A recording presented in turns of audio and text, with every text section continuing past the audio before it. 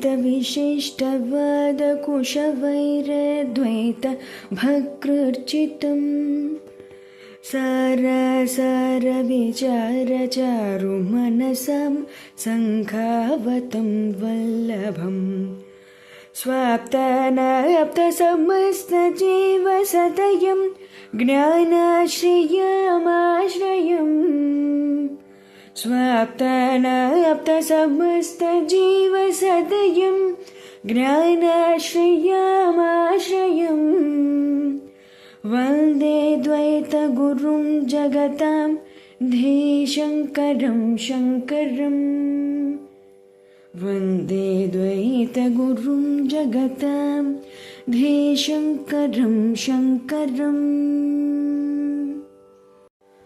पूर्णज्ञं परमार्थमार्गवरदं सर्वज्ञपीठासनं संसारार्णवरारकं यतिवरं तत्त्वार्थसिद्धिप्रदं पारिव्राज्यशिरोमणिं श्रितपरं देवी कटाक्षान्वितं श्रीमच्शङ्करमाश्रितेस्तवरदं सर्वावतारं श्रये श्रीमच्शङ्करमाश्रितेस्तवरदं सर्वावतारं श्रये. శ్రీ గురుభ్యో నమః. శ్రీ శ్రవణ ఛానల్కి శ్రోతలందరికీ కూడాను మరొకసారి స్వాగతం. ఈరోజు మనం 95, 96 శ్లోకాలని చెప్పుకోబోతున్నాం. నిగద్యతేంతఃకరణం మనోధీః అహంకృతిశ్చిత్తమితి స్వవృత్తిభిః మనస్తు సంకల్పవికల్పనాదిభిః బుద్ధిపదార్థాధ్యవ్యవసాయధర్మతః అత్రాభిమానాదహమిత్యహంకృతిః స్వార్థానుసంధాన గుణేన చిత్తం. ఇప్పుడు దీని ప్రతిపదార్థాన్ని చూద్దాం. అంతఃకరణము స్వవృత్తిభిః తన యొక్క వేరువేరు వృత్తుల చేత మనస్సుని, ధీహి బుద్ధియును, అహంకృతి అంటే అహంకారమనియో, చిత్తమనియో నిగజ్యతే చెప్పబడుతుంది అంటున్నారు. సంకల్ప వికల్పనాదిభిః అంటే సంకల్ప వికల్పాదుల చేత మనస్సుని, పదార్థాధ్యవసాయ ధర్మతః అంటే పదార్థ నిర్ణయము వలన బుద్ధిను అత్ర ఈ శరీరములందు అభిమానం వలన అహంకృతి అహంకారమనియు స్వార్థానుసంధాన గుణేన తన విషయమున మరల స్మరించుట అనే గుణము చేత చిత్తమనియు చెప్పబడుతుంది అంటూ చెప్తున్నారనమాట. అంటే మనకి అంతఃకరణం చెప్తున్నటువంటి వేరువేరు వృత్తులను బట్టి వేరువేరు పేర్లతో అది పిలువబడుతుంది అన్న అర్థం వస్తుంది. దీని తాత్పర్యాన్ని చూద్దాం మనం. తన వృత్తులను అనుసరించి అంతఃకరణం అనేది మనకి మనస్సు, బుద్ధి, చిత్తం, అహంకారం అనే 4 పేర్లతోటి వ్యవహరింపబడుతుంది. అంటే ఈ 4 సమిష్టి నామం అంతఃకరణము అని అర్థం చేసుకోవాలన్నమాట. మనం సంకల్ప వికల్పాల వల్ల మనస్సని, పదార్థ నిశ్చయం చేయడం వల్ల బుద్ధి అని, నేను అహం అనే అభిమానం వల్ల అహంకారం అని, తన ఇష్ట చింతన వల్ల స్వార్థానుసంధానం వల్ల చిత్తము అని పిలువబడుతోంది. ఇక్కడ అంతఃకరణము మన లోపలి మానసిక ఉపకరణము అని చెప్పుకోవచ్చు మనం ఒక రకంగా చెప్పాలంటే. ఇది 4 భాగాలుగా ఉంటుంది. మనస్సు అంటే ఇది సంకల్ప వికల్పాలు చేస్తుంది అన్నమాట. చెయ్యాలా చేయకూడదా అనే సందేహం, ఎంపికల ఊహ ఇదంతా దీనికి ఉంటాయి. బుద్ధి వ్యవసాయం అంటే నిర్ణయం తీసుకుంటుంది, ఇది సరి అయినది అని నిర్ణయిస్తుంది. అహంకారం అంటే అభిమానం, నేను చేస్తున్నాను అనే భావం అన్నమాట. చిత్తము అంటే స్మరణ, మెమరీ, జ్ఞాపకాలు నిల్వ చేసే భాగం అది. మన లోపల ఉన్న మానసిక వ్యవస్థ ఎలా ఉంటుంది అంటే మనస్సు ఆలోచిస్తుంది, బుద్ధి నిర్ణయిస్తుంది, అహంకారం తనదిగా భావిస్తుంది, చిత్తం దాన్ని గుర్తుంచుకుంటుంది అన్నమాట. ఇవన్నీ అంతఃకరణలో భాగాలు మాత్రమే. ఇవి ఆత్మ ఎప్పటికీ కాదు. నేను ఆలోచిస్తున్నాను, నేను నిర్ణయిస్తున్నాను అని మనం అనుకుంటుంటాం. సత్యం ఏంటంటే ఆలోచనలు వస్తాయి, నిర్ణయాలు జరుగుతాయి, జ్ఞాపకాలు అందులో నిల్వగా ఉండిపోతాయి. ఆత్మ మాత్రం సాక్షిగా ఉంటుందన్నమాట. అది మనం గుర్తించడం లేదు అంతే. దీన్ని మనం ఆ సాక్షిగా నిలబెట్టగలగాలి. ఒక కార్యం చెయ్యాలి అనుకుంటే మనసు చెయ్యాలా వద్దా అని ఆలోచిస్తుంది. ఇది మంచిది అంటూ బుద్ధి చెప్తుంది. నేను చేశాను అంటుంది అహంకారం. గతంలో కూడా చేశాను అంటుంది చిత్తం. ఇంద్రియాణి పరాణ్యాహు ఇంద్రియేభ్య పరం మనః మనసస్తు పరా బుద్ధి యో బుద్ధేహ పరతస్తు సహ.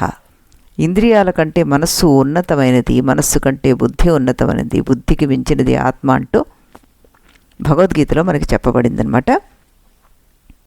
ఈ శ్లోకం కొంచెం గంభీరమైన శ్లోకమే. దీని గురించి మనం కాస్త తెలుసుకోవడానికి ప్రయత్నం చేద్దాం. ఎలాగా అంటే ఇక్కడ ఈ శమదమ వివేకాలు ఫస్ట్ ఎయిడ్ లాంటివి అంటూ చెప్పడం జరుగుతుంది. అవి తాత్కాలిక ఉపశమనాన్ని మాత్రమే కలుగజేస్తాయి, కానీ శాశ్వత పరిష్కారాన్ని ఇవ్వవు అవి మనకి. అందులో కూడా రెండు రకాలు మళ్ళీ. తాత్కాలిక ఉపశమనము, శాశ్వత పరిష్కారం. దగ్గు వస్తే దగ్గు మందు వేసుకుంటాం, కానీ తాత్కాలికంగా అది మీ దగ్గును తగ్గిస్తుంది అంతే. అలాగే శమదమ వివేకాదులు పాటించి తీరాలి, కానీ అక్కడితో ఆగకూడదు. శాశ్వత పరిష్కారాన్ని వెతుక్కోవాలి. ఆ శాశ్వత పరిష్కారమే ఆత్మజ్ఞానం అంటున్నారు. శాశ్వత పరిష్కారం ఎలా చెప్తాం మనం? దాని వెనకాల ఏం తర్కం ఉంది? ఏదైనా కోరిక అసలు మనకి ఎందుకు కలుగుతుంది? అపూర్ణత్వం వల్ల కలుగుతుంది. ఎన్ని ఉన్నా ఇంకా ఏదో లేదనే కొరత. అయితే నేను పూర్ణుణ్ణి అని అర్థం చేసుకునేంతవరకు పూర్ణత్వ భావం రాదు. కాబట్టి ఆ పూర్ణత్వ భావం కలగ్గానే అపూర్ణత్వం పోతుంది. మనకి కోరికలు కూడా పోతాయి. నాకు ఏ కోరిక లేదు. నైవ తస్య కృతేనార్థో నా కృతేనేహ కశ్చన అంటూ మనకి ఇందులోనే చెప్పారు. నచ అస్య సర్వభూతేషు కశ్చిదర్థ వ్యపాశ్రయ అంటూ 2వ అధ్యాయంలో మనకి ప్రజహాతి యదా కామాన్ సర్వాన్ పార్థ మనోగతాన్ ఆత్మన్యేవాత్మనా తుష్టి స్థితప్రజ్ఞస్తదోచ్యతే అంటూ కూడాను చెప్పడం జరిగింది కదా. అంతే, నేను పరిపూర్ణ అయితే నాకేమీ అవసరం లేదు, అంతా వైభోగమే. నీ చుట్టూ ఉన్నదాన్ని అంతటినీ వైభవంగా చూడడమే వైభోగం. ఉంటే ఆనందించే, లేకపోతే బాధపడకు. అది వైభవం అన్నమాట. ఏదైనా లేకపోతే దాన్ని కావాలనుకుంటే అది అవసరం అయిపోతుంది మనకి. అది అవసరం అనుకుంటే అది సంసారం, అది వైభోగం అనుకుంటే మోక్షం. మన శరీరం ఒక వైభోగం, మన కళ్ళు, మన పళ్ళు, మన జుట్టు ఇవన్నీ ఆ వైభోగమే. అలా ఆత్మజ్ఞానం పొందితేనే అనుకోగలం మనం అంటున్నారు పెద్దలు.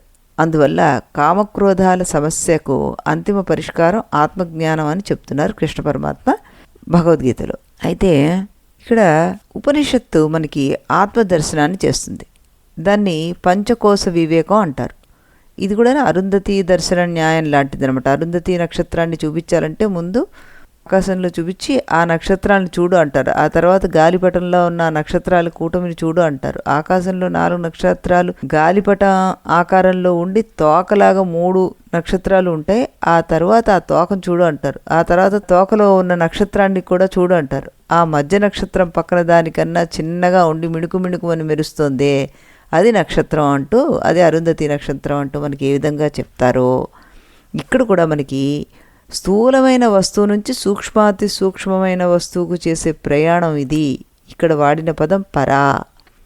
ఇది చాలా ముఖ్యమైన పదం అనమాట. పరా పదాన్ని అక్షరాల తీసుకుంటే దానికన్నా ఎక్కువ అని అర్థం అనమాట. అలా స్థాయి పెంచుకుంటూ వస్తారు. ఒకదానికన్నా ఇంకొకటి ఎక్కువ అని చెప్పుకుంటూ వచ్చి అన్నిటికన్నా ఎక్కువ లేదా అన్నిటికన్నా శ్రేష్టం ఆత్మ అని నిరూపిస్తుంది ఉపనిషత్తు అన్నమాట. పరాపదానికి ఇంకొక ప్రత్యేకత కూడా ఉంది అంటుంది కఠోపనిషత్తు. శంకరులు వారు 3 అర్థాలు చెప్తారు దానికి. పర అంటే దానికన్నా శ్రేష్టమైనదని, మహతః అంటే దానికన్నా విస్తీర్ణమైనదని, ప్రజ్ఞగాత్మభూతస్య అంటే దానికన్నా నాకు మరింత దగ్గరైనదని. ఈ దశలను గుర్తుపెట్టుకుని మనం ప్రయాణం చేయాలంటారు శంకరులు వారు. అంతేకాదు 4వ అంశం ఇంకొకటి ఉంది. సూక్ష్మతరం అంశం స్థూలతరం అంశం కన్నా శక్తివంతమైనది. అందువల్ల సూక్ష్మతర అంశం దానికన్నా తక్కువ అంశాన్ని అదుపులో పెడుతుందన్నమాట. ఇక్కడ మనకి ఇంద్రియాణి పరాణ్యాహు అన్నారు. విషయ వస్తువుల కన్నా ఇంద్రియాలు శ్రేష్టం. ఎందుకు? ఇంద్రియాలు చూస్తేనే విషయ వస్తువులు ఉనికి ఉంటుంది. కళ్ళు లేని వ్యక్తికి కంటికి కనబడే రూపాలు కనబడవు కదా, అంటే అతనికి వాటి ఉనికి లేనట్టే. అందువల్ల బాహ్య వస్తువుల కన్నా ఇంద్రియాలు శ్రేష్టం. ఇంద్రియేభ్య పరం మనః అన్నారు. ఇంద్రియాల కన్నా మనసు శ్రేష్టం అన్నారు. ఇంద్రియాల వెనక మనసు లేకపోతే అవి పనిచేయవు. ఉదాహరణగా ఒక బంధువుని దింపడానికి స్టేషన్కి వెళ్తాం. అక్కడ ఎంతోమంది కళ్ళ ముందు తిరుగుతుంటారు, ఎవరిని పట్టించుకోరు. మీ ఆలోచనలంతా ఆ దిగబోయే వ్యక్తి మీద మాత్రమే ఉంటుంది. అందువల్ల ఎవరో తెలిసిన మొహం కనబడి మీకు చిరునవ్వులు చిందించినా మీరు తిరిగి నవ్వరు సరిగదా, అటు చూడను కూడా చూడరు. వారు అతిగా ఊహించుకునే వ్యక్తులైతే, చూసావా ఈరోజు అతన్ని ఫలానా వ్యక్తితో చూశాను, అతనికి నాకు పడదు, అతను ఏవేవో ఇతనికి నూరిపోసుంటాడు, అందుకే అతను నన్ను చూసి కూడా మొహం తిప్పేసుకున్నాడు అని అనుకుంటారు. నిజానికి జరిగిందేమిటి? మీరు అతను చూడనే లేదు. అందువల్ల ఒక్కొక్కసారి కొందరు అభావంగా చూసినట్టు అనిపిస్తుంది. అందువల్లనే మీరు ఏదైనా ప్రసంగానికి వెళ్ళినా మీ మనసు బాగుండకపోతే ఆ వక్త మాట్లాడే మాటలు ఏవో శబ్దంగా వినిపిస్తాయి తప్ప అర్థం కావు. ఖచ్చితంగా మనసు వల్లే మనం చూడడం అన్నది, వినడం అన్నది జరుగుతుంది. మనసు ఉంటేనే ఆ ఇంద్రియాలు పనిచేస్తాయి. అన్యత్రమణ అభూవం నా అదర్శనమన్యత్రాణ అభూవం నా అశ్రోషమితి మనసాహేవ పశ్యతి మనసా శృణోతి అంటూ బృహదారణ్యకం మనకి ఖచ్చితంగా చెప్పేస్తుంది. ఆ రకంగా మనస్సు ఉంటేనే ఇంద్రియం పనిచేస్తుంది. మనస్సు పరాబుద్ధి, మనస్సు కన్నా శ్రేష్టమైనది బుద్ధి. మనసుకు రెండు ధర్మాలున్నాయి. ఒకటి సంకల్ప వికల్ప ఆత్మకం మనః, చెయ్యాలా వద్దా అనే సంశయంలో పడేస్తుంది ఈ మనస్సు, అది ఒక ధర్మం. రెండవది రాగద్వేషాలకి నిలయం మనస్సు. మనకు కలిగే అనేక భావోద్రేకాలకి కారణం మనసు. బుద్ధి అంటే నిశ్చయాత్మకంగా ఉండేది బుద్ధి. డోలాయమానంగా ఊగే మనస్సుకు మంచి చెడ్డలు చెప్పి ఇది చేయమని నిశ్చయంగా చెప్తుంది ఈ బుద్ధి. బుద్ధిలో జ్ఞానం కలుగుతుంది. జ్ఞానం వల్ల మంచి చెడుల బేరేజు వేసి విచక్షణ కలుగుతుంది మనకి. జ్ఞాని రాగద్వేషాలు మోహంలో పడ్డాడు. జాగ్రత్తగా చూస్తే ఆయనకు అసలు ఉండవు అవి. జ్ఞాని వాటి కోసం అని వాటి ద్వారా పొంగిపోవడం అనేవి ఉండదన్నమాట. అతనికి తెలుసు ఎలా వ్యవహరించాలో. అందువల్ల బుద్ధి వల్ల మనసుకున్న రెండు లక్షణాలని అదుపులో పెట్టుకోవచ్చు. బుద్ధిలో ఉన్న జ్ఞానం వల్ల మనసులో ఉన్న సంశయాల్ని పారద్రోలవచ్చు. బుద్ధిలో ఉన్న జ్ఞానం వల్ల అజ్ఞానజనిత రాగద్వేషాలను అణగదొక్కవచ్చు. కఠోపనిషత్తులో మనకి అందమైన రథకల్పనని గురించి చెప్పుకుంటాం.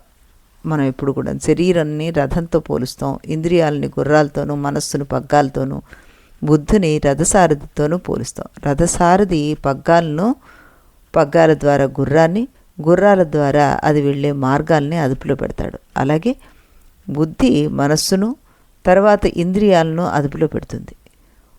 మనోమయ కోసం కన్నా విజ్ఞానమయ కోసం శ్రేష్టం అన్నారు ఇక్కడ. యో బుద్ధేహ పరతస్తు సహా అన్నారు. బుద్ధి కన్నా శ్రేష్టమైనది ఆత్మ.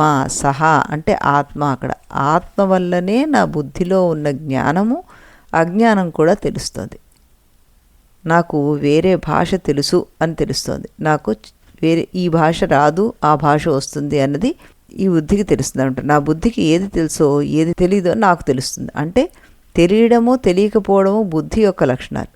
అవి నాకు తెలుస్తున్నాయి కాబట్టి నేను బుద్ధి కాదు, నేను శరీరము కాదు, నేను ఇంద్రియాలు కాదు, నేను మనస్సు కాదు, నేను బుద్ధి కూడా కాదు అని అన్నిటినీ మనం నేతి అంటూ తీసేసాం. ఈ నాలుగు కూడాను మనం తెలుసుకునే ఆబ్జెక్ట్సే. దయానంద స్వామీజీ కంటి డాక్టర్ తోటి తన అనుభవం గురించి హాస్యంగా చెప్తారనమాట. అమెరికాలో ఆధునిక పరికరాలున్న కంటి డాక్టర్ దగ్గరికి వెళ్ళారట. ఆయన కూడా ఖాళీ ఫ్రేమ్ పెట్టి రకరకాల కళ్ళద్దాలని మారుస్తూ ఇప్పుడు కనిపిస్తోందా అంటూ అడుగుతూ వచ్చాట. ఆయనకే తెలుస్తుంది తనకు దేనివల్ల కనిపిస్తుందో అనుకున్నట్ట. కానీ ఆయన స్వామీజీనే కనిపిస్తోందా అని అడగడం వల్ల ఒక విషయం అర్థమైంది. తన కన్నుకున్న చూసే శక్తి, తన చెవికున్న వినికిడి శక్తి తనకే తెలుస్తుంది అని. మనకి ఇదే దాంట్లో ఈ వివేక చూడమనిలోనే మనకి మళ్ళీ ఇంకొక శ్లోకంలో అది చెప్తారు. అంధత్వం పటుత్వ ధర్మాః సౌగుణ్య వైగుణ్యవశాద్ధి చక్షుష అంటూ ఇందులోనే చెప్తారు మనకి కన్నులు పూర్తిగా పని చేయకపోవడం, కొంచెం పని చేయడం, సూదంటి రాలా పనిచేయడం అన్నీ తెలుస్తాయి. ప్రపంచం ఆబ్జెక్ట్, శరీరం ఆబ్జెక్ట్, ఇంద్రియాలు ఆబ్జెక్ట్, మనస్సు కూడా ఆబ్జెక్టే, బుద్ధి ఆబ్జెక్టే. మరి నేను ఎప్పటికీ ఆబ్జెక్ట్ కాదు, ఎప్పటికీ సబ్జెక్టే. సబ్జెక్ట్ అయిన నేను ఎన్నింటినైనా ఆబ్జెక్ట్గా చూడగలను. నేను ఎన్నింటికి చూడబడలేకపోతే నేను ఉన్నానో లేదో ఎలా తెలుస్తుంది? నేను ఉన్నట్టు చెప్పడానికి నిదర్శనం ఏమిటి? ఆ నిదర్శనం అవసరం లేదు. నా కంటి ముందు ఆబ్జెక్ట్ ఉందంటేనే నేను సబ్జెక్ట్ అయినట్టు లెక్క. నా కళ్ళను నేనే చూసుకోలేను. కళ్ళు ఉన్నట్టు నిదర్శనం ఏమిటి? ఎదుటివారిని నేను చూడగలడమే దానికి నిదర్శనం. ఒక ఫోటోలో 9 మంది ఉంటే అక్కడ కనీసం 10 మంది ఉండాలి అంటారు ఒకరు. సెల్ఫీ తీసుకుని ఉండొచ్చు కదా అంటాడు ఇంకొకడు. సెల్ఫీ తీసుకున్న ఫోన్లో కెమెరాతో తీసి ఉంటారు కదా, అంటే కెమెరా అక్కడ ఉన్నట్టే కదా లెక్క. కెమెరా ఫోటోలో లేదు, కానీ దాని ఉనికిని మనం శంకించలేం. అలాగే నా ఉనికిని నేను ఎన్నడూ శంకించిన అవసరం లేదు. దేని ఉనికి వల్ల అన్నిటి ఉనికి తెలుస్తుందో, దేని ఉనికి అయితే ఎన్నడూ శంకింపల అవసరం లేదు, అదే ఆత్మ. ఆత్మను నేనుగా గుర్తించాలి అంటూ ఇక్కడ చెప్పడం జరుగుతుందన్నమాట. అంటే ఇక్కడ ఇంద్రియాల కంటే మనసు, మనస్సు కంటే బుద్ధి, బుద్ధికి మించింది ఆత్మ అని చెప్పడం సరిగ్గా సరిపోయిందనమాట మనకి. మిగతావన్నీ మారుతూ ఉంటాయి కానీ ఈ ఆత్మ అన్నది నిత్యం. అందుకే మన బుద్ధి అహంకార చిత్తాల్ని ఎప్పుడూ శాంతంగా శుద్ధిగా ఉంచాలి, శుభంగా ఉంచాలి, అహంకారాన్ని తగ్గించాలి. వీటన్నిటికీ మనం చేయాల్సింది మనస్సు నియంత్రణ ధ్యానం ద్వారా, బుద్ధిశుద్ధి శాస్త్రాధ్యయనం ద్వారా, స్మరణము చిత్తశుద్ధిది క్రియేట్ చేస్తే సేవ అహంకారాన్ని తగ్గిస్తుందన్నమాట. ఇవి డెవలప్ చేసుకున్న రోజు మనకి అంతఃకరణలు మన అధీనంలో ఉంటాయి అంటూ చెప్పడం జరుగుతుంది ఇక్కడ. ఈ థాట్స్, డెసిషన్ మేకింగ్, ఈగో, ఈ మెమరీ ఇవన్నీ మనకి వస్తూ పోతుంటాయి కానీ వాటిని గమనించే సాక్షి మాత్రం ఆ సెల్ఫీలో ఉన్న కెమెరా లాగా ఆ కెమెరా అన్నది ఒకటి మన సాక్షిగా మనతో పాటు ఉంటుంది. దాన్ని మనం గుర్తించగలిగితే వీటి మీద మనకి అటాచ్మెంట్ ఉండదు, ఈ శరీరం మీద అంటూ ఇక్కడ చెప్పడం జరిగిందనమాట. అంతఃకరణలో మన అహంకారం అని దేన్నైతే చెప్పుకున్నామో అదే నేను అనే భావన కలిగేది అనమాట. ఈ చిత్తం అని చెప్పుకున్నాం కదా, ఈ చిత్తం అంటే గత అనుభవాలను తిరిగి గుర్తు చేసుకునేది చిత్తం. అహంకారం వల్ల మనకి బంధము, దుఃఖం, మోహం ఏర్పడితే చిత్తం జ్ఞాపకాలని, అనుభవాల్ని, వాసనల్ని అంటే మన పూర్వ ప్రభావాలను గుర్తుంచుకుంటుంది అనమాట. గతాన్ని మళ్ళీ మళ్ళీ తలుచుకోవడం ఈ చిత్తం వల్లే మనకు జరుగుతుంది. అందుకే భగవద్గీతలో అహంకార విమూఢాత్మ కర్తాహమితి మన్యతే అంటూ అహంకారంతో ఉన్నవాడు నేనే చేస్తున్నాను అని అనుకుంటాడు. అహంకృతి అన్నమాట అది. సర్వస్య చాహం హృది సన్నివిష్టో మత్త స్మృతి జ్ఞానం అపోహనం అంటూ స్మృతి కూడా జ్ఞాపకం అన్నది మన చిత్తం ద్వారా ఉంటుంది అన్నది అక్కడ చెప్పడం జరిగిందనమాట. అహంకారం అంటే నేను అని, ఈ స్థూల శరీరం అని తప్పుడుగా గుర్తించుకోవడం, చిత్తం అంటే గత అనుభవాల నిల్వ అన్నది మనం గుర్తుపెట్టుకోవాలి. అవి మారుతూ ఉంటాయి కాబట్టి నిత్యమైనవి కావు అన్న విషయాన్ని కూడా మనం బాగా గుర్తించాలి అంటూ ఇక్కడ చెప్పడం జరుగుతుందన్నమాట. మళ్ళీ మనం రేపు ఇదే సమయానికి ఇదే ఛానల్లో మరో 2 శ్లోకాలతోటి కలుద్దాం. అంతవరకు సెలవు. इति गुरुवाक्यम् इति गुरुवाक्यं विधि वेदान्तं विदितारकमिति ब्रह्ममु इति गुरुवाक्यं विधि वेदान्तं विदितारकमिति ब्रह्ममु इति मोदलिदि नडुमिदि तुदि తెలిసిన వాడేవాడుగా ఇది మొదలిది నడుమిది తుది తెలిసిన వాడేవాడుగా ఇది గురువాక్యం విధి వేదాంతం విదితారకమితి బ్రహ్మము ఇది గురువాక్యం.